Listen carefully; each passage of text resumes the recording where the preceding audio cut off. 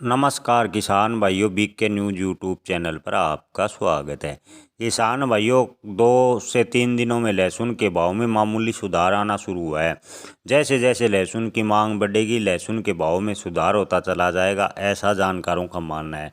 बात करें आज के ताज़ा भाव की तो मंदसौर मंडी में लहसुन के भाव रहे 6,000 से 16,390 रुपये प्रति क्विंटल। सामगढ़ मंडी में देसी लहसुन बॉक्स क्वालिटी के भाव रहे 12,500 से 14,900 रुपये प्रति क्विंटल। बारामंडी राजस्थान में लहसुन के भाव रहे 8,000 से 14,100 रुपये प्रति क्विंटल। नीमच में लहसुन के भाव रहे 6500 से 13,790 रुपये प्रति क्विंटल। बात करें शामगढ़ मंडी में देसी लहसुन फूल गोला की तो भाव रहे 11,500 से 13,900 रुपये प्रति क्विंटल। उज्जैन मंडी में लहसुन के भाव रहे 6500 से 13,330 रुपये प्रति क्विंटल। जयपुर में लहसुन के भाव रहे 9,000 से 13,000 रुपये प्रति क्विंटल। प्रयागराज में राजस्थान के लहसुन के भाव रहे 5,000 से 12,800 रुपये प्रति क्विंटल।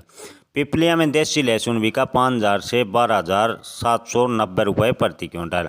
आगरा मंडी में लहसुन के भाव रहे 4,000 से 12,600 रुपये प्रति क्विंटल।